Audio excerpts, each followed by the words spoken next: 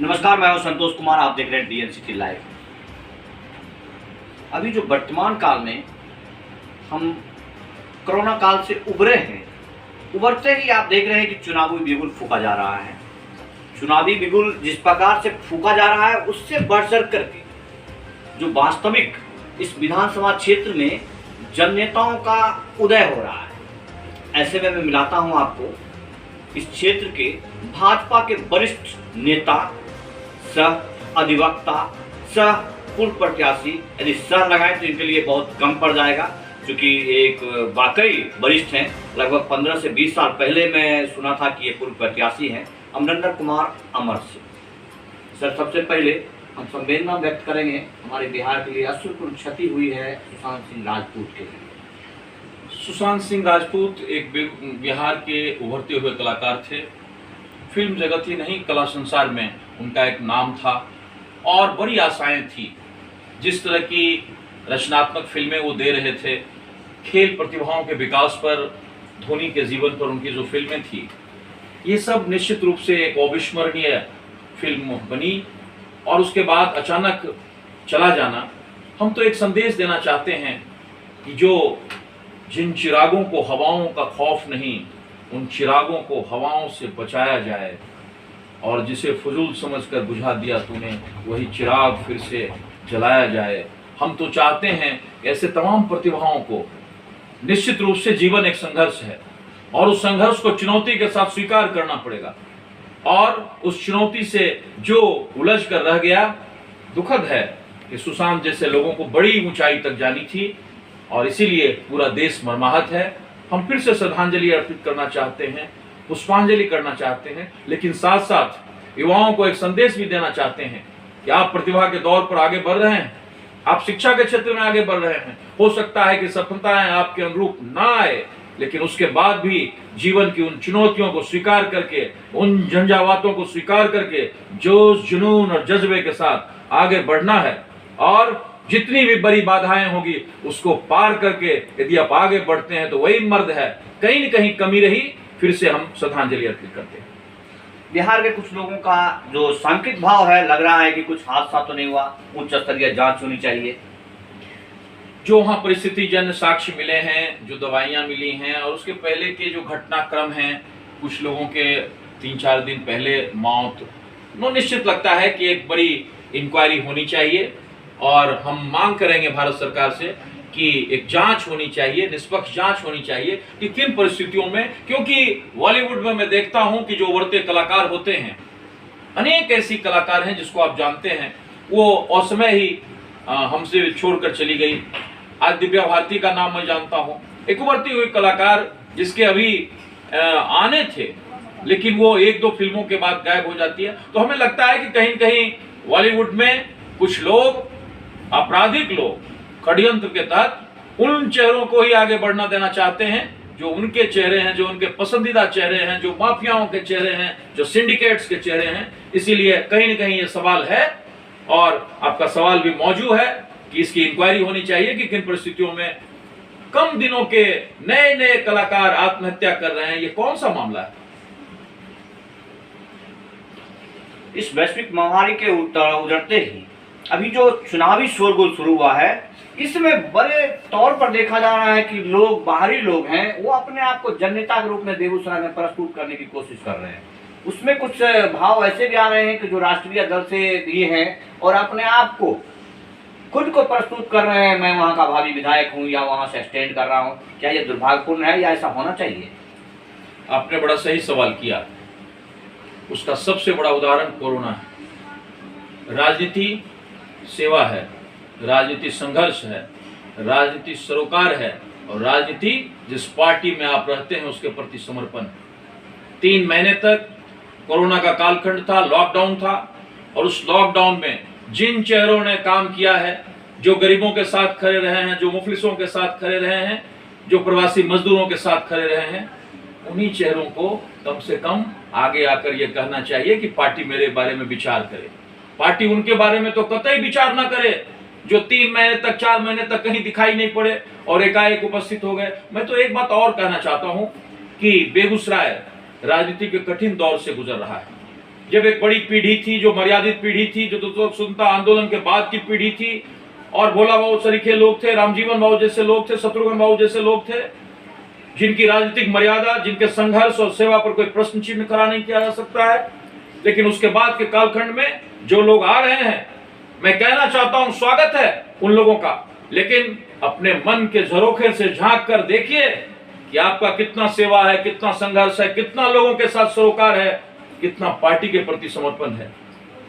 और इनका आकलन कर कर ही पार्टी को भी, संगठन को भी और जनता को भी उन नेताओं के चेहरे पर विचार करना चाहिए। हम तो स्वागत करते हैं सारे पार्टियों के लोग, जो लोग ऐसे हैं वो समाज के लिए सेठ हैं, समाज के रचनात्मक विकास में उनका योगदान है, उनका स्वागत होना चाहिए। लेकिन हम अभिकर्ता भी मैं ही रहूंगा, कार्यकर्ता भी मैं ही रहूंगा, राजनेता भी मैं ही रहूंगा। राजनीति का व्यवसायीकरण का दौर खत्म हो चुका है। अब जनता भी जाग चुकी है, सोशल मीडिया का जमाना है। इसमें जनता जानती है कि कौन कहां खड़ा है, किसके साथ खड़ा है। इसीलिए इस समय में उनको बहुत बरगलाया नहीं जा सकता है। उन चेहरों को वो बेहतर जानते हैं कि कौन सा चेहरा मेरा होगा, कौन सा चेहरा जनता का चेहरा होगा, कौन सा चेहरा जनता के संघर्ष का चेहरा होगा। और उसी चेहरे के साथ संगठन भी खड़ा रहेगा, जनता भी खड़ी रहेगी। जनता का मानना है कि जो पिछला लोकसभा चुनाव हुआ, उस चुनाव में जितने लोकसभा के प्रत्याशी आए उसमें 90% प्रत्याशी मोदी जी के दम पर या उनके नाम पर आए। एक अभी जो फिलहाल मोदी सरकार के 2.0 का जो कार्यकाल का एक पर्ची आया है, जिससे घर घर भाजपा योजना के तहत आप लोग जो पहुंचा रहे हैं, ऐसा तो नहीं कि बिहार विधानसभा में भी हम मोदी सरकार के आह्वान पर ही लड़ेंगे या बिहार के सेवा के आधार पर नहीं लड़ेंगे? मैं आपको उस परिचय के बारे में बताना चाहता हूं। मोदी सरकार ने देश के लिए जो काम किया वो बिहार के लिए भी किया, और बिहार में भी, और मैं बेगूसराय के बारे में बात करना चाहता हूं। उस परिचय में बेगूसराय भी है, बिहार भी है, देश भी है।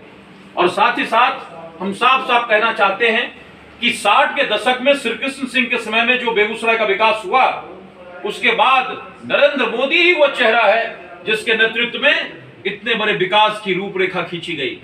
आज लोग पेट्रोकेमिकल्स की बात करते थे, जब 3 और 4 मिलियन मेट्रिक टन की क्षमता थी तो आप कैसे पेट्रोकेमिकल की कल्पना कर रहे थे। आज एक बड़ा एक्सपेंशन, 2200 करोड़ का एक्सपेंशन आया है, और उसके माध्यम से हम 9 और 10 मिलियन मेट्रिक टन की क्षमता में जा रहे हैं। हम पॉलीप्रोथीन का उत्पादन करेंगे, हम उसके बाद पेट्रोकेमिकल्स की तरफ बढ़ेंगे। हम आपका ध्यान दिलाना चाहते हैं कि आजादी के बाद राजेंद्र पुल था, और राजेंद्र पुल के समानांतर एक पुल जो बन रहा है वो 1160 करोड़ के लागत से बन रहा है। निश्चित रूप से ये बिहार को जोड़ेगा, साथ साथ एक ऐतिहासिक पुल होगा। हम आपको ध्यान दिलाना चाहते हैं कि किस तरह से फर्टिलाइजर वीरान पड़ा हुआ था और 70% वहां पर काम पूरे हो चुके हैं, और 2022 में वहां पर नीम कोटेड यूरिया का उत्पादन प्रारंभ हो जाएगा। हम आपको ध्यान दिलाना चाहते हैं कि मुंगेर पुल के रेल पुल तो बने हुए थे, लेकिन उसमें सड़क पुल नहीं बने हुए थे। गिरिराज जी के इंटरवेंशन के बाद बैठकें हुई, और बैठक के बाद दोनों जिलों का समन्वय करके जमीन की समस्या का निपटारा हो गया। काम बड़ी तेजी से चल रहा है, और हम कुछ ही महीनों के बाद उस पुल पर होंगे। तो अब मेरा साफ NH-31 का जो मामला था वो एक कंपनी के बैंकरप्सी के कारण लटक गया था, लेकिन उसको भी राजमार्ग के मंत्रालय के पहल से और उसका भी काम चल रहा है। हमारा कहना है कि बिहार यदि बढ़ रहा है, देश यदि बढ़ रहा है, तो बिहार भी बढ़ रहा है, और बेगूसराय का विकास तो साफ साफ झलक रहा है। इसीलिए हम मोदी के उस पर्चे के सहारे आगे बढ़ रहे हैं कि बेगूसराय के लिए तो श्री कृष्ण सिंह के बाद वही नरेंद्र मोदी दिखाई पड़ा, जिस नरेंद्र मोदी के 60 के दशक के बाद 2020 में हम एक नया बेगूसराय, विकसित बेगूसराय, विकास के दौर में बढ़ता बेगूसराय देख रहे हैं। आपने पुल की बात की, बेगूसराय का एक अभिन्न अंग है सामो। आज देख रहे हैं लोग, बहुत बड़ी चर्चा का विषय बना हुआ है। लोगों का कहना है कि जो अभी घोषणा हुई है कि सामो का पुल 2023 तक बनकर तैयार हो जाएगा, ये अविश्वसनीय बात लग रहा है। जब तक हमारा मुंगेर पुल अभी लगभग देख रहे हैं आपकी 2002 से जो हमारी आशाएं थी पूरी हो जाए, पूरी नहीं हो पाई है, तो क्या लग रहा है आपको कि 2023 तक हो पाएगा, या ये एक चुनावी कुलाव है? मैं केवल यही बताना चाहता कि ईमानदार नेतृत्व, ईमानदार इच्छा शक्ति का धनी हमारा नेता होना चाहिए। और जिन परिस्थितियों में नामांकन के समय जीडी कॉलेज के मैदान में जो बातें आई और राकेश सिन्हा ने और उसके बाद हमारे गिरिराज जी ने, दोनों सांसदों ने जो पहल किया और पहल के बाद इंक्वायरी शुरू हुई। आप जानते हैं कि पूल में पहले इंक्वायरी होती है, इंक्वायरी के बाद उसके फॉर्मेट्स आते हैं, उसके सॉइल टेस्ट होते हैं और सारी प्रक्रिया से एक बार चला। कुछ जो बाधाएं थी उसको फिर से सड़क मार्ग मंत्रालय जो गडकरी जी का है उसने पूरा किया है और फिर सेकंड इंक्वायरी जो आई है वो कंस्ट्रक्शन के बारे में, समय सीमा के बारे में मैं नहीं कह सकता, लेकिन एक बात कह सकता हूं कि आजादी के बाद जो सांभो हमारा सबसे बड़ा मार्केट हुआ करता था, सबसे बड़ा मंडी हुआ करता था, वो मंडी यदि हमसे अलग हो गया और लोगों को लगा कि ये बेगूसराय का भाग ही नहीं है, तो भारतीय जनता पार्टी के ही एमपी हैं, भारतीय जनता पार्टी के ही राज्यसभा सदस्य हैं जिनका ईमानदार प्रयास है। और निश्चित रूप से यदि इंक्वायरी हो रही है, सॉइल टेस्ट हो रहे हैं, उसके बारे में आगे बढ़ रहा है, तो पुल भी बनेगा। और साथ ही साथ समय तो मैं निर्धारित नहीं कर सकता, लेकिन इतना जरूर कर सकता हूं कि भारतीय जनता पार्टी और एनडीए का जो मजबूत नेतृत्व और इच्छा शक्ति वाले लोग हैं उनका स्वागत होना चाहिए। सामो पुल के लिए प्रयास शुरू हो चुका है। बिल्कुल, जनता के साथ छलावा नहीं होना चाहिए। यदि समय का निर्धारण नहीं है तो पुल का बनना लगभग तय है। और अभी मामला है विपक्ष के प्रतिपक्ष नेता जो है तेजस्वी यादव जी, ये बार बार इनका हमला जो हो रहा है, फिलहाल इन्होंने पोस्टर लगा करके पूछा है मोदी जी लॉकडाउन इनके नीतीश कुमार के ऊपर हमला कर रहे हैं, लेकिन इनका हमला एक पक्षीय दिखाई दे रहा है। देखिए, मैं एक बात बड़ा निष्पक्ष रूप से कहता हूं, लालू यादव संघर्ष से निकल कर आए थे। बाद में लालू यादव किस घोटाले में फंस गए और कहां चले गए वो दुनिया जानती है, उसकी चर्चा करने की आवश्यकता नहीं। लेकिन जो व्यक्ति संघर्ष से निकल कर नहीं आता है, जो सुविधाओं के सेज पर पला होता है, उसको राजनीति भी पता नहीं होती, उसको राजनीति का सरोकार भी पता नहीं होता, राजनीति का दिशा भी पता नहीं होता। तेजस्वी यादव सोने के सेज से सुविधा के निकले हुए फल हैं, उनको संघर्ष का क्या पता कि राजनीति क्या होती है। इसीलिए हमको लगता है कि तेजस्वी यादव जिस तरह से क्रिकेट में फेल हो गए, इसी तरह से भारतीय राजनीति में भी वो फेल हो जाएंगे। ये मैं इसलिए कहता कि जब जब विपदाओं का कालखंड होता है, जब जब बिहार विपदा में खड़ा होता है, चाहे वो बाढ़ होता है, चाहे कोरोना होता है, तो जिस तरह से हमारे एक राजकुमार जो दिल्ली में रहते हैं वो गायब हो जाते हैं, पता ही नहीं चलता कि इन विपदाओं में हमारे राहुल जी कहां चले गए। तो उसी तरह बिहार का भी एक राजकुमार है, वो भी आपदाओं और विपदाओं में जनता के साथ नहीं रहता, जनता से बाहर चला जाता है। और चुनाव की तो बिगुल बज गई है, डफली बज रही है, तो उसके राग में अपने राग मिलाने के लिए राजकुमार आ गए हैं। हमको लगता है कि इनसे ज्यादा बिहार की राजनीति में उनकी कोई भूमिका नहीं है। जनता जानती है कि ऐसे लोग कितने दिन तक हमारे साथ खड़े रहेंगे। इसीलिए राजग का सरकार 15 साल तक विकास के रास्ते पर, न्याय के रास्ते पर चला है और जनता उसे ही चुनेगी। बिल्कुल, उन्होंने साफ कर दिया है, जनता उसे ही चुनेगी, यानी कि जो गठबंधन मजबूत गठबंधन बरकरार रहेगा। गठबंधन अटूट गठबंधन है, टेस्टेड गठबंधन है। समता पार्टी से चलकर 15, 16, 17, 18 साल का एक ऐसा टेस्टेड गठबंधन है जिसके बारे में कोई नई परीक्षा होने की आवश्यकता नहीं है। ये भारतीय जनता पार्टी और जदयू और लोजपा तीनों मिलकर चुनाव लड़ेगी और बिहार जो विकास के रास्ते पर आगे चल रहा है, जो सामाजिक न्याय के रास्ते पर आगे चल रहा है, उस गाड़ी को डिरेल्ड होने नहीं देंगे। हम उन नौशखिए के हाथों में बिहार की बागडोर नहीं दे सकते जिसको अपना न विजन है, न विकास के बारे में है, न जनता के संघर्ष से लेना देना है। वो तो फूलों के सेज से निकलकर सुविधाओं का एक फल है, राजकुमार है। राजकुमार अपनी राजगद्दी के लिए लड़ाई लड़ रहा है, उसको जनता से कोई लेना देना नहीं। एक जनता के नेता कहे जाते हैं अपने यहाँ के बोगो बाबू, लेकिन विपक्ष उनके ऊपर ज्यादा हमला करता है। ये क्या नीति है कि हर आदमी को मटिहानी ही क्यों चाहिए? देखिए, मैं एक बात स्पष्ट करना चाहता हूं, मैं किसी व्यक्ति का नाम नहीं लेना चाहता, लेकिन वो तमाम विधायक या कार्यकर्ता जो संघर्ष का प्रतिफल है, जिसने जीवन में संघर्ष किया है और जनता के साथ सरोकार रखा है, जो समाज के साथ जीता है, उसे ही नेतृत्व का हक है। और कहीं न कहीं ये बात नरेंद्र सिंह के साथ जाती है, इसीलिए नरेंद्र सिंह का चेहरा सामने खड़ा है। इसीलिए हम उन तमाम लोगों को कहना चाहते हैं जिन्होंने पिछले 5 वर्षों में बेगूसराय जिले में 7 विधानसभाओं में प्रतिनिधित्व किया है।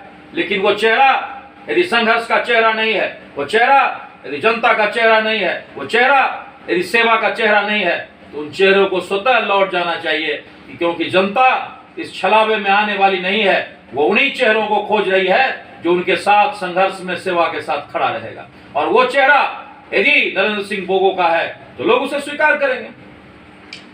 बेगूसराय के 7 विधानसभा क्षेत्र में जो विधानसभा आपके पास नहीं है, वहां ज्यादा ध्यान देने की जरूरत है या नहीं? मेरा मानना है कि भारतीय जनता पार्टी, जदयू और लोजपा 7 विधानसभा पर चुनाव लड़ेगी। और जिसे आप कमजोर कहते हैं, जिसे आप उपेक्षित कहते हैं, वही बछवाड़ा, साहेबपुर कमाल, बछवाड़ा और साहेबपुर कमाल में भी राजग का उम्मीदवार होगा। और वहां भारतीय जनता पार्टी, जदयू और लोजपा की संयुक्त टीम लड़ेगी। और हमें लगता है कि 7 विधानसभा में यदि ये संयुक्त टीम लड़ती है तो 7 के 7 विधानसभा चुनाव राजग के खाते में जाएगा। वहां भारतीय जनता पार्टी भी दिखाई पड़ेगा, वहां जदयू भी दिखाई पड़ेगा और वहां लोजपा भी दिखाई पड़ेगा। ये चुनावी समीकरण के हिसाब से इन्होंने लगभग हर सवाल को अपने आधार पर प्रस्तुत किया है। और वर्तमान भी जो परिस्थिति है, लोग अपने आप को महसूस नहीं कर पा रहे हैं कि जो भी हो रहा है वो सडनली हुआ, वर्चुअल रैली के जरिए हुआ। इसलिए मैं अपने प्रस्तुत किया है कि जो हो सके आपके जो भाव हैं उनको प्रकट कर सकूं। और आगे भी मैं निवेदन करूंगा कि इसी प्रकार हमें समय देते रहे और चुनाव की सारी प्रक्रियाओं के बारे में बताते रहे। बहुत बहुत धन्यवाद। आपका भी बहुत बहुत धन्यवाद।